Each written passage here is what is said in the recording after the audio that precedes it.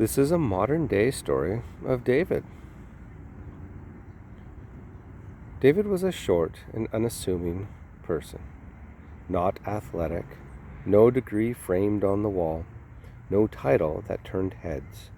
Nothing about him demanded attention, except his wild, untamed hair and a peace he carried with him. David was a janitor at a local business institute in a small town called North Cedar. He loved his job. Students recognized the soft rattle of his cart long before they saw him. The squeak of the wheels echoing down the hallway somehow made people feel safe. His voice was calm, steady, never rushed. Students stopped him for directions, for help, or sometimes just to talk. David listened. He remembered names, noticed who was struggling. He treated everyone like they mattered. Without realizing it, he had become the quiet hero of the school. One day, an influential man arrived in town. He had been traveling from coast to coast, searching for candidates to take on a powerful leadership role, someone who can guide the future of the country. He had seen the best of the best, the educated, the accomplished, the impressive.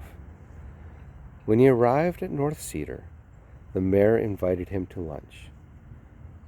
The mayor was proud of his family. They had been trained, educated, and prepared for leadership. This, he believed, was their moment. At the table sat 7 men and 2 women, all well-dressed, confident, and polished. One was a doctor, another a lawyer, there was a preacher, and a banker, and an airplane pilot.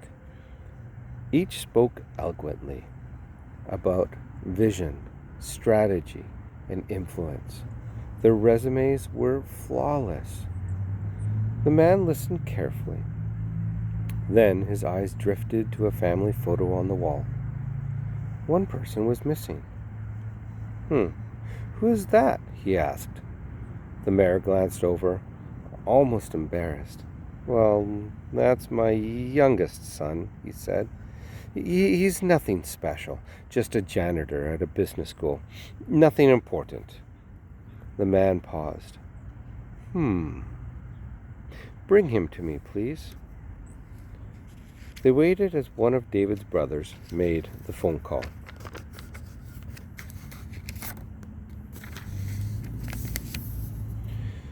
When David arrived, still in his work clothes, a little nervous, a little confused, he sat down across from the man. They talked, not about power or titles, but about people, about brokenness, about listening, about serving when no one else is watching. Hours passed unnoticed. Finally, the man stood and turned to the mayor and the rest of the family. "You have lived your lives trying to stand on an Olympic podium," he said, "chasing the spotlight, becoming what leadership looks like."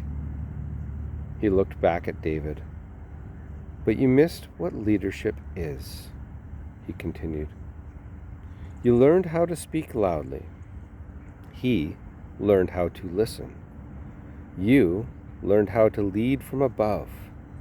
And he learned how to walk among people. You trained for applause, and he trained his heart." Then he said the words nobody expected.